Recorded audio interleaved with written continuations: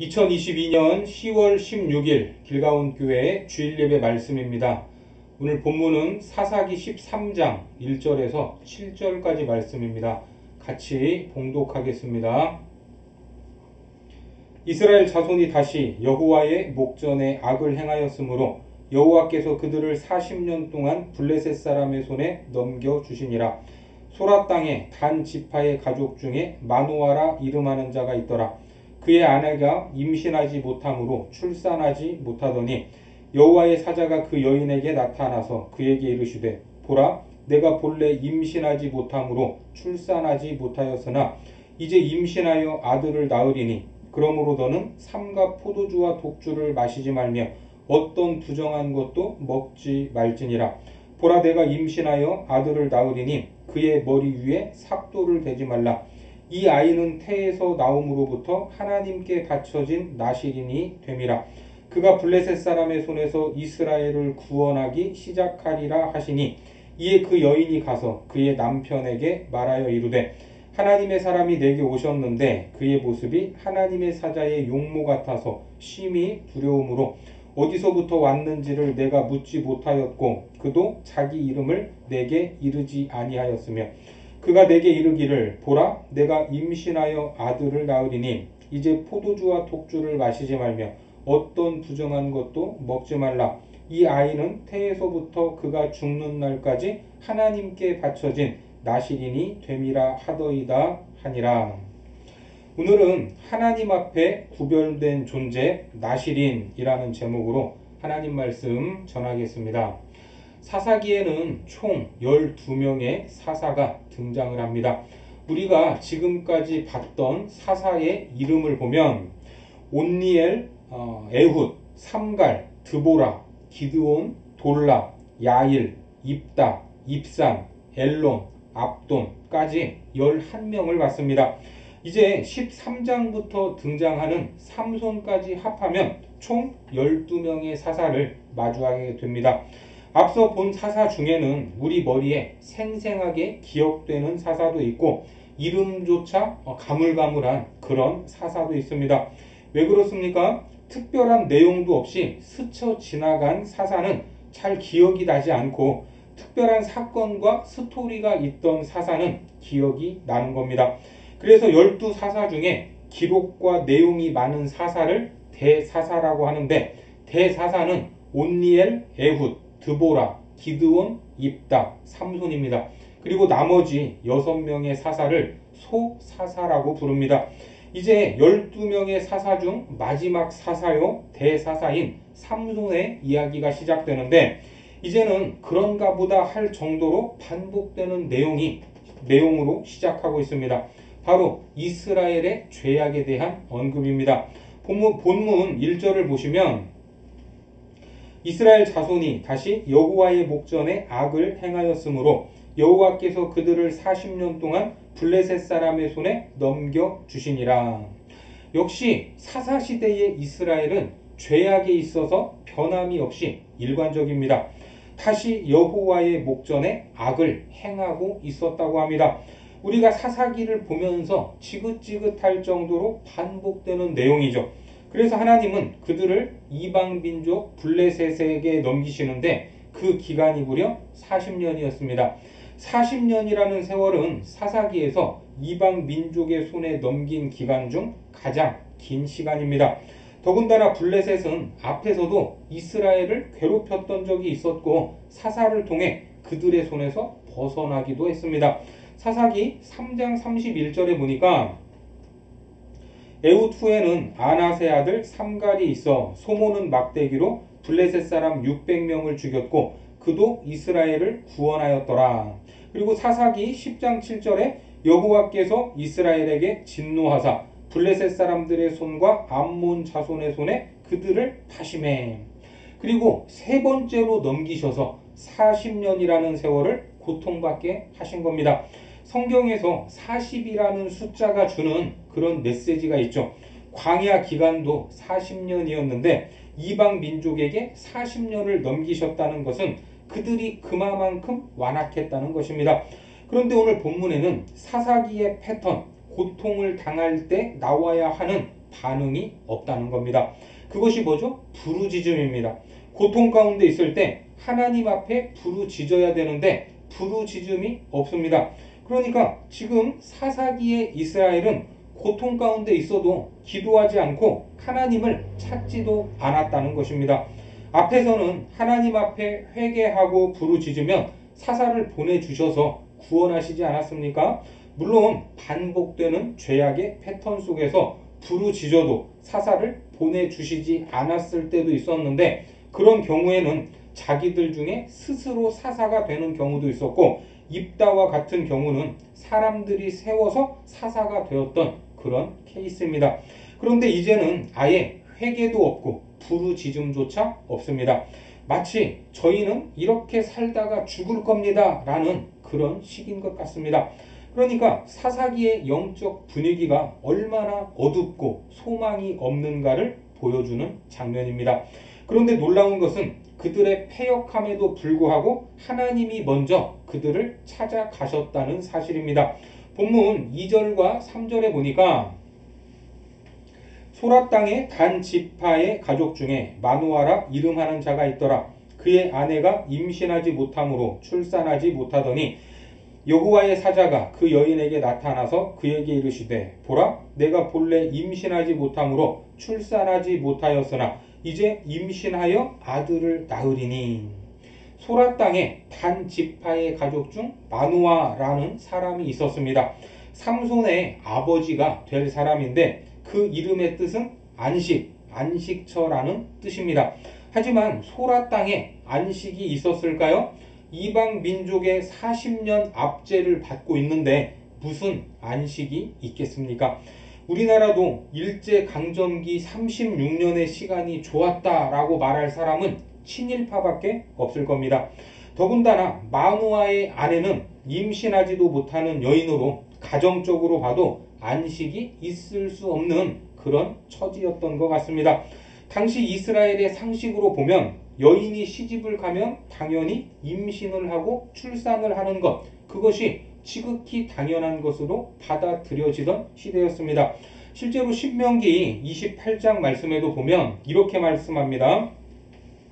내가 내 하나님 여호와의 말씀을 청종하면 이 모든 복이 내게 임하며 내게 이르리니 성읍에서도 복을 받고 들에서도 복을 받을 것이며 내 몸의 자녀와 내 토지의 소산과 내 짐승의 새끼와 소와 양의 새끼가 복을 받을 것이며 내 광주리와 떡 반죽 그릇이 복을 받을 것이며 내가 들어와도 복을 받고 나가도 복을 받을 것이니라.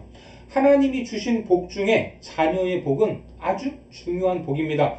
그래서 시편 127편 3절에서는 이렇게 말씀하죠. 보라, 자식들은 여호와의 기업이요 태의 열매는 그의 상급이로다. 지금도 자녀들은 참 귀한 존재지만 당시 이스라엘 사회에서 자녀들은 하나님이 주신 기업이고 상급이고 복 중의 복으로 여겨졌던 겁니다. 결국 마누아의 집안, 아이가 없던 이 집안은 시대적으로도 안식이 없었고 가정적으로도 안식이 없었습니다.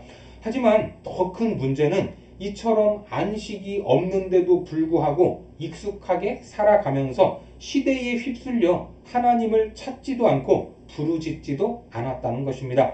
그러니까 이 집안의 불임, 생명이 없는 상황은 당시 영적 분위기를 상징하는 그림이 되는 겁니다.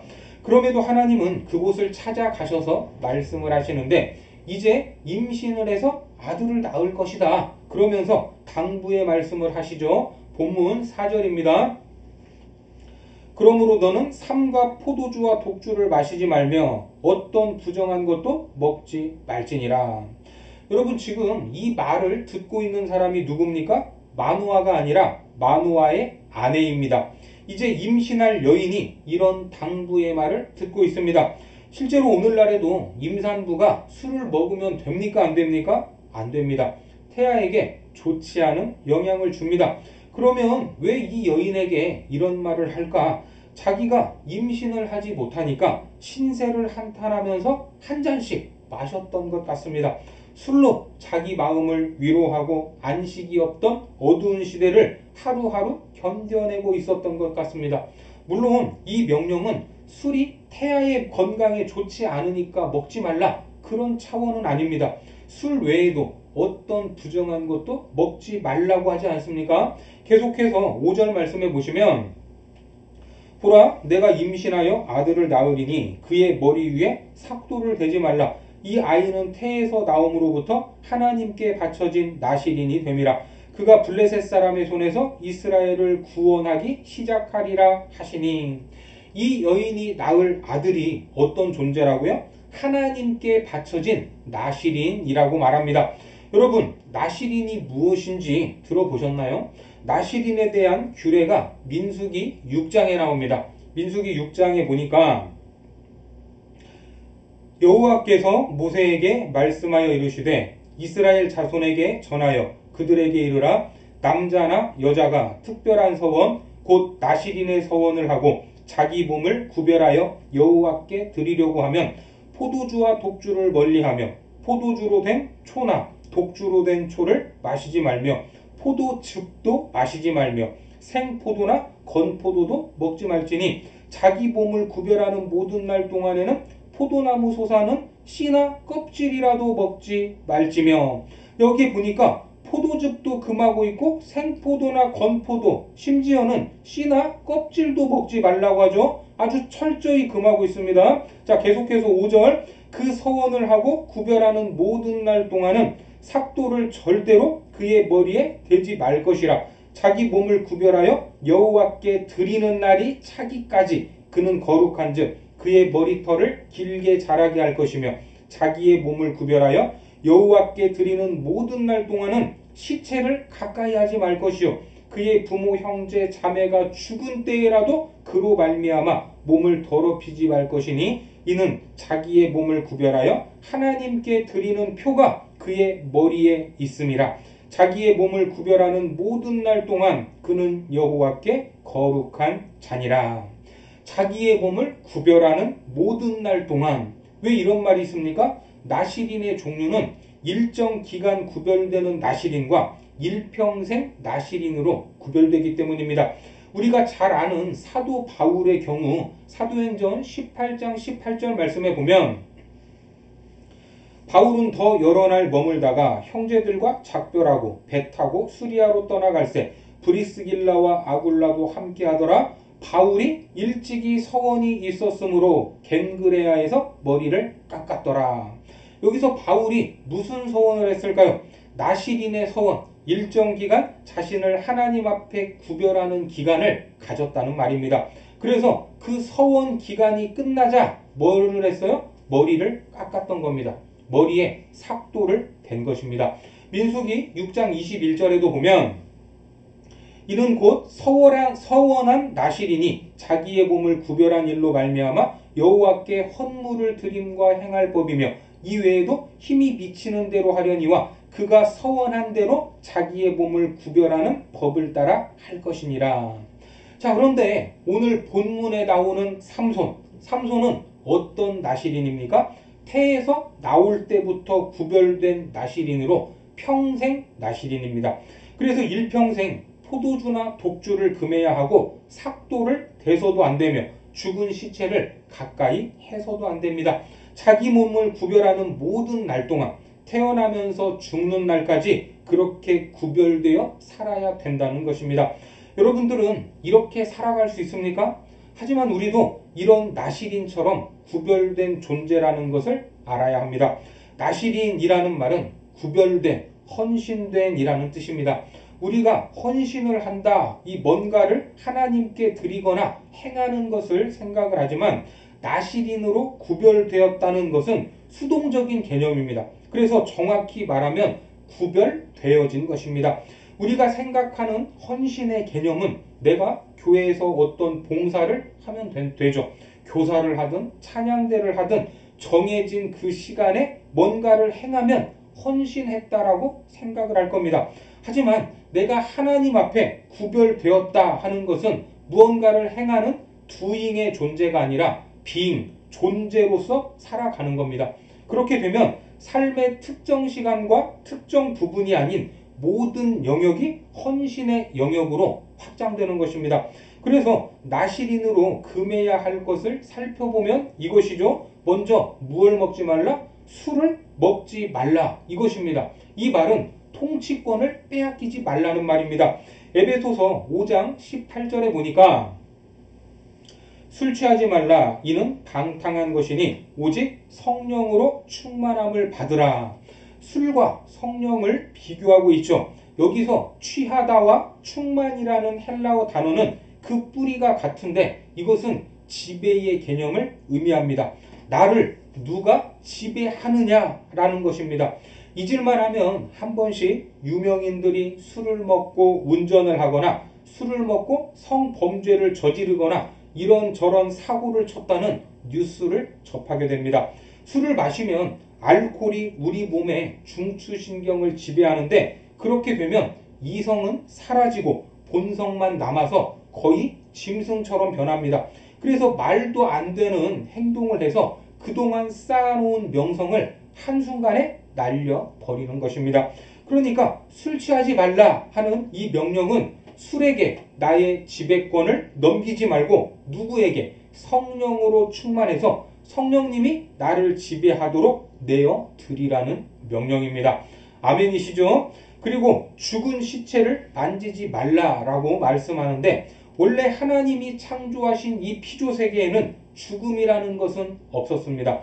죽음은 죄를 지은 결과로 선언된 저주죠. 로마서 6장 22절과 23절 말씀에 보면 그러나 이제는 너희가 죄로부터 해방되고 하나님께 종이 되어 거룩함에 이르는 열매를 맺었으니 그 마지막은 영생이라. 죄의 싹은 사망이요 하나님의 은사는 그리스도 예수 우리 주 안에 있는 영생이니라.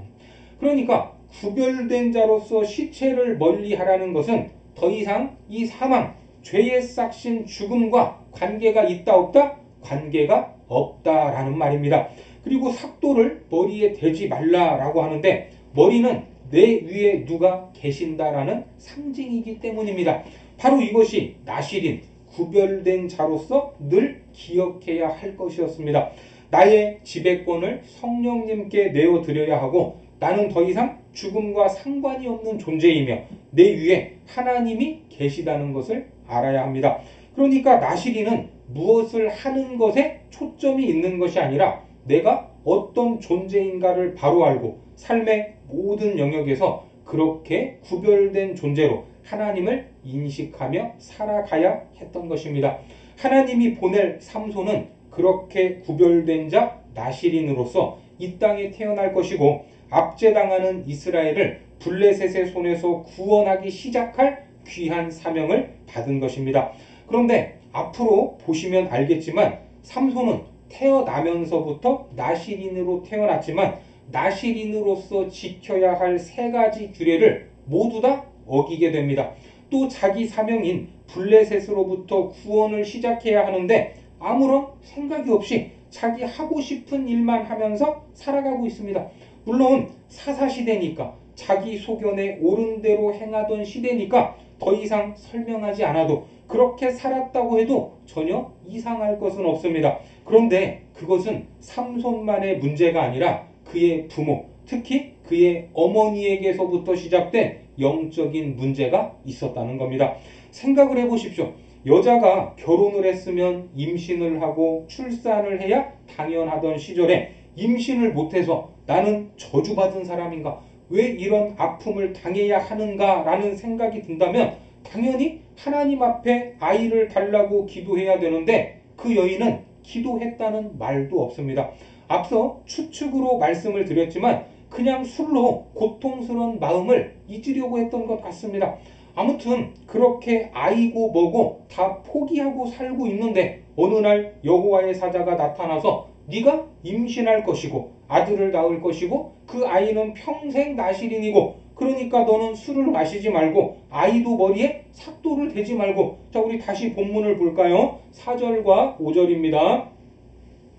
그러므로 너는 삼가 포도주와 독주를 마시지 말며 어떤 부정한 것도 먹지 말지니라. 보라, 내가 임신하여 아들을 낳으리니 그의 머리 위에 삭도를 대지 말라. 이 아이는 태에서 나옴으로부터 하나님께 바쳐진 나실인이 됨이라. 그가 블레셋 사람의 손에서 이스라엘을 구원하기 시작하리라 하시니. 여러분, 여호와의 사자로부터 이 말을 들었다면 얼마나 기쁘겠습니까? 참으로 놀라운 경험입니다. 그래서 가장 먼저 남편에게 가서 말을 하죠. 7절입니다.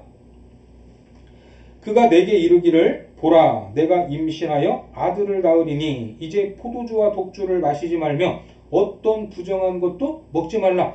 이 아이는 태에서부터 그가 죽는 날까지 하나님께 바쳐진 나실인이 됨이라 하더이다 하니라.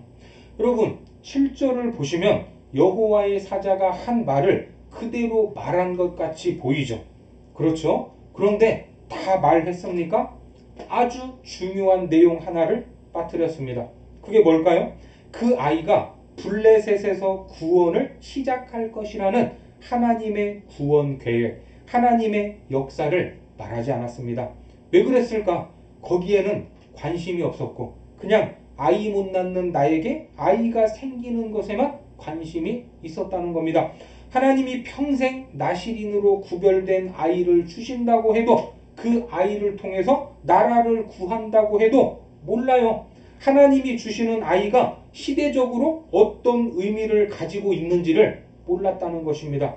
왜 그렇습니까? 고통의 순간에도 기도하지 않으니까, 영적으로 캄캄해서 하나님을 찾지 않으니까 축복을 줘도 은혜를 줘도 거기에 어떻게 반응을 해야 하는지, 그 축복이 어디로 흘러가고 어떤 역사로 이어지는지를 몰랐다는 것입니다.